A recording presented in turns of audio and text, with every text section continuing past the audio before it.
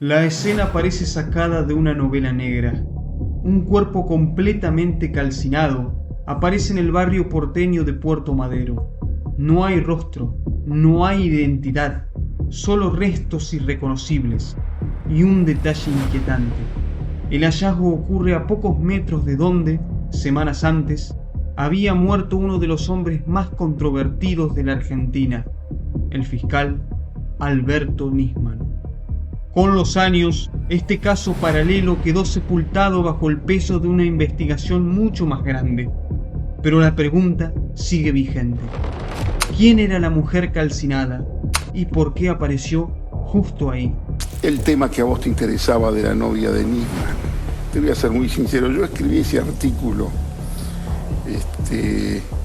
La novia ausente del doctor Alberto, porque trascendía que esa novia que había comido con Nisman el 27 de diciembre era o la calcinada de la que nadie habla, que aparece 20 días después, una cosa así, o que había sido la entregadora.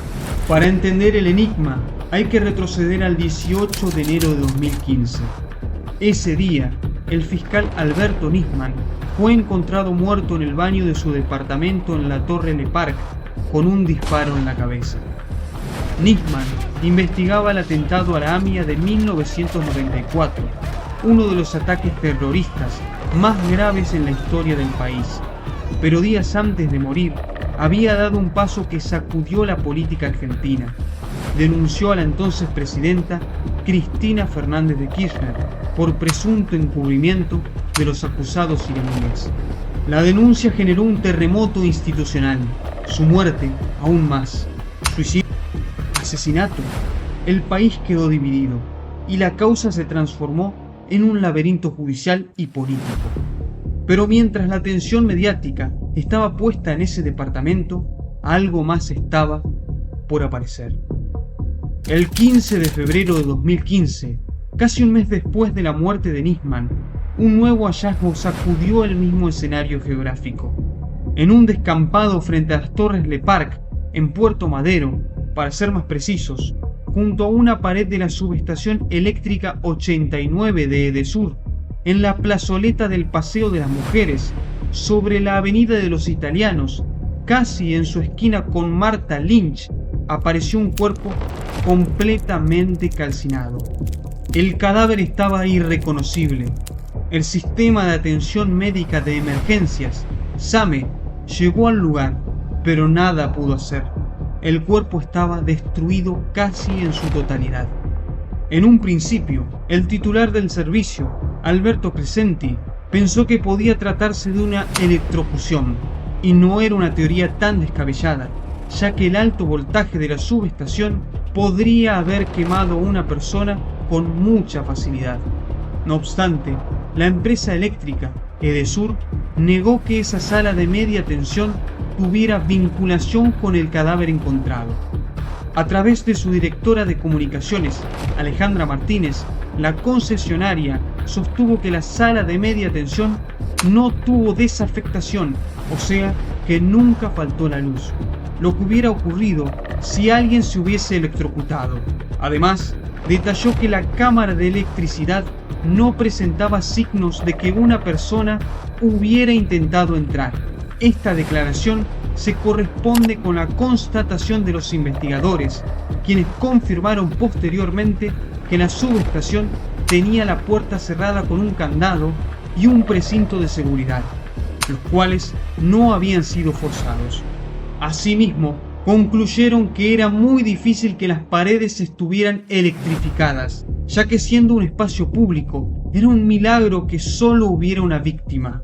Sin embargo, el bidón con olor a combustible y el envase plástico con la inscripción alcohol etílico encontrados junto al cuerpo robustecieron la idea de que el incendio había sido provocado, aunque no podían confirmar que esta persona se encontrara viva al momento de ser consumida por las llamas. La autopsia aportó algunos datos, pero también abrió nuevas preguntas. Se determinó que los restos correspondían a una mujer de entre 40 y 50 años de edad, con una estatura aproximada de 1,65 m. Sin embargo, la identificación era imposible a simple vista.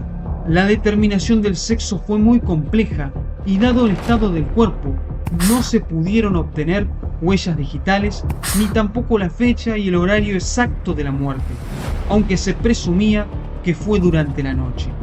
En la continuidad de la autopsia, se constató que la mujer tenía varices en su pierna derecha y a partir de la porción de vísceras que llegaron a analizar, también se supo que había consumido café horas antes.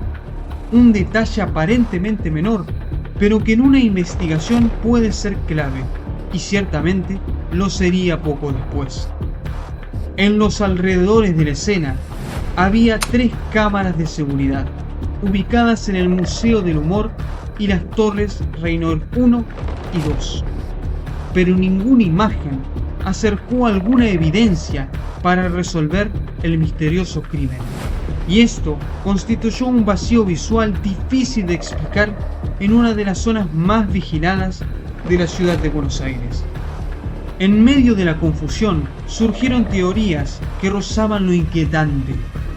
El periodista y escritor Jorge Asís planteó una hipótesis polémica: la posibilidad de que en el departamento de Nisman se encontrara otro cadáver además del suyo. Que no había un solo muerto en el bulo de Le Parc, había 2 muertos, razón por la cual el tema de la calcinada tiene que ver con muchos otros rumores que también circulan, que yo no me hago cargo, pero yo como periodista trato de ver si avanzo, sobre todo cuando sé que los jueces, los fiscales, también por lo bajo lo comentan. Según esta teoría, el cuerpo calcinado podría estar vinculado a lo ocurrido dentro de Le Parc, una conexión invisible, un segundo personaje en la escena, una historia que nunca se terminó de contar.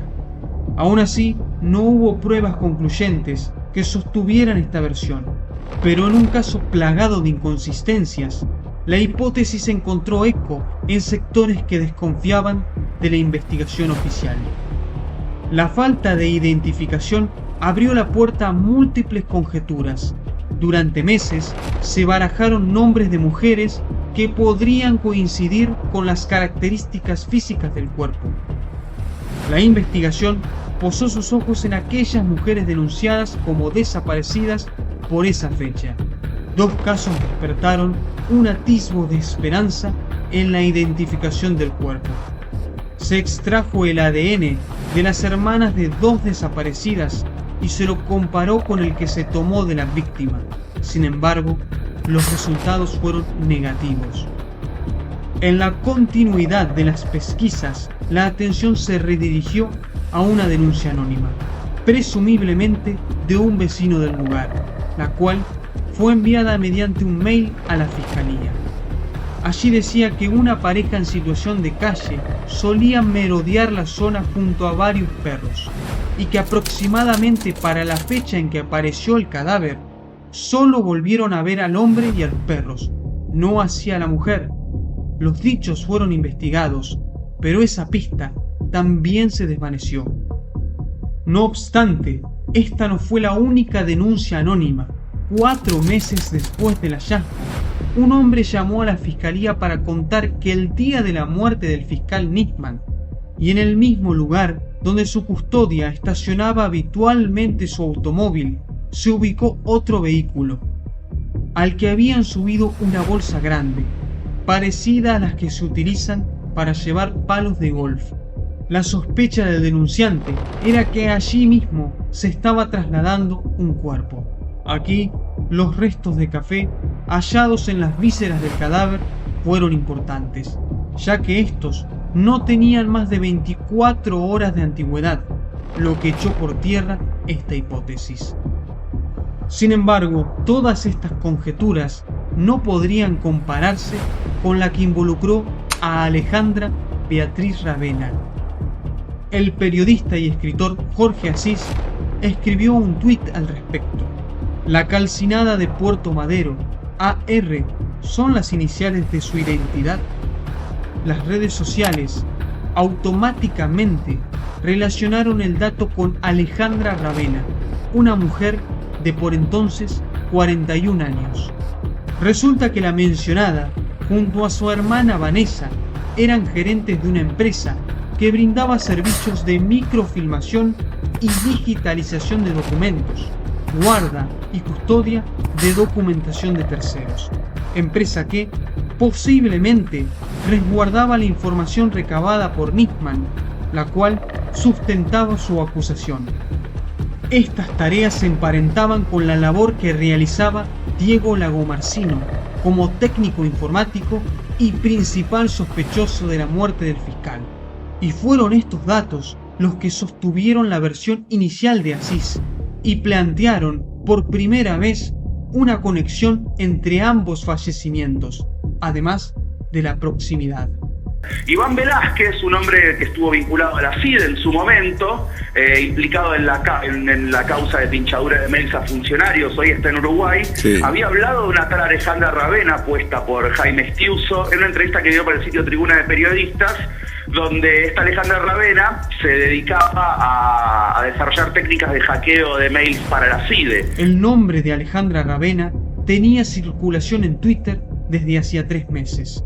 En esta red social se decía que la mujer era un elemento de inteligencia, abocada incluso a investigar cuestiones ligadas a Irán. De las fuentes se desprendía que la mujer había sido designada por Jaime Estiuso, también relacionado con el fiscal Nisman, a cargo del sector 32 del ex servicio de inteligencia CIDE, luego de una puja de poder para darle curso a la interceptación de emails y experimentar con diversas técnicas de hackeo en lo que se conoció como el Proyecto Vampiro. Sin embargo, la suposición de que Ravena era la mujer calcinada fue descartada al saber que ella estaba viva. La Fiscalía de Instrucción número 19, que investigaba el hecho de Puerto Madero, a cargo de Graciela Bugueiro, dio constancia de ello. Registros comerciales consultados indicaron que trabajó durante años en el banco HSBC y en el Standard Bank. Se constató que la mujer renunció a su cargo de gerente en el HSBC en febrero y completó los trámites de forma presencial en marzo de 2015. Una diligencia que, obviamente, no podría haber realizado de encontrarse muerta. Tiempo después, Alejandra Ravena denunció a Google para ser desindexada de todas las búsquedas que la relacionaban con la mujer calcinada y con todo lo referido al caso de Alberto Nisman, algo que finalmente logró con el fin de salvaguardar su vida personal y sus posibilidades laborales.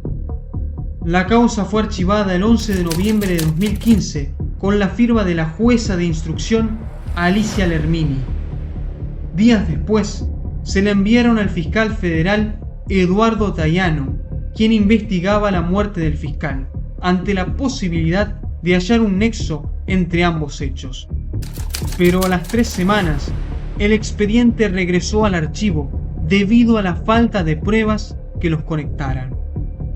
El 1 de diciembre de 2017, la fiscal Bugueiro, que investigaba el hecho, se jubiló, y el cuerpo calcinado quedó como una nota al margen en una de las investigaciones más impactantes del país. La historia de la mujer carbonizada en Puerto Madero es un recordatorio incómodo.